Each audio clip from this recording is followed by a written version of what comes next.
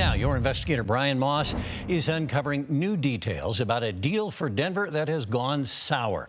2 years ago today, a real estate expert predicted Denver's plan to buy the Denver Post building was a mistake.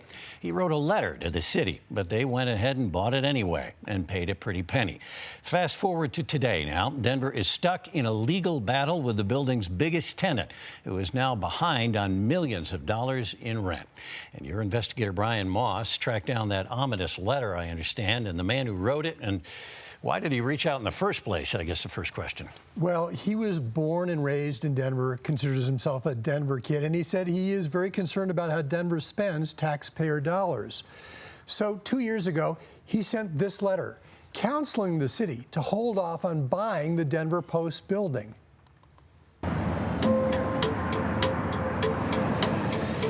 It seems to me you were telling them, hey, City of Denver, you're walking off a cliff here.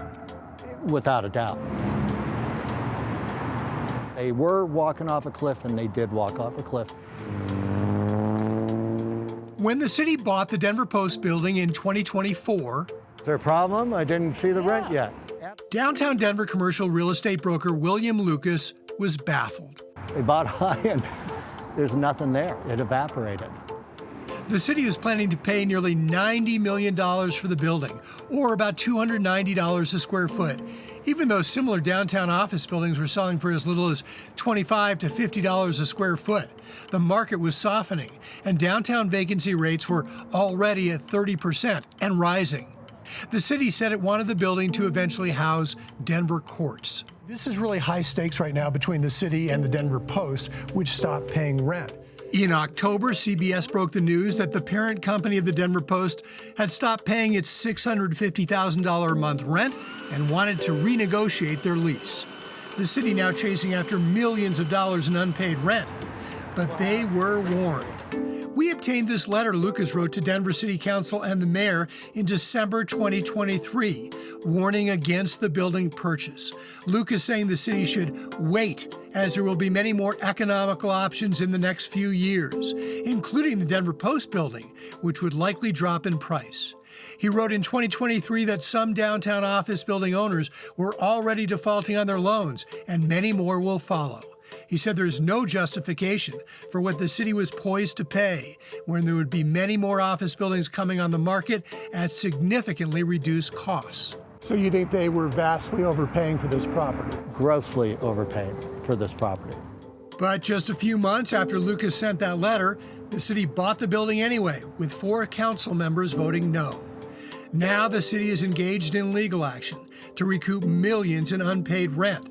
Mayor Michael Johnston vowing the city will be made whole. Them holding back on their rent payments, about $650,000 a month right now. What impact is that going to have on the city budget? But we will not back off until all of this debt is paid.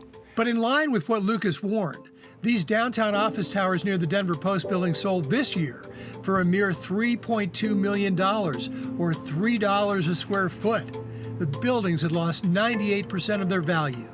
The downturn in demand for downtown office space has been so dramatic.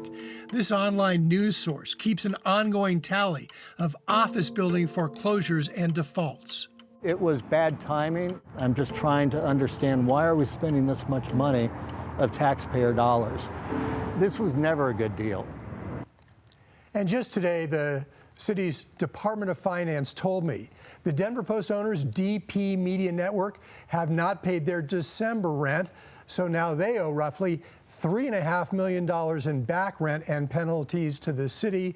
And Alan, once again today, the City of Denver, the Department of Finance, they told me that they wanted to defend the purchase of the Post building, saying that it made financial and practical sense. And we'll be posting that letter that the realtor sent to the city on our website. Wow. It would have made sense, I guess, if somebody paid the rent, I suppose. It would help. One way. All right, Brian, thank you very much.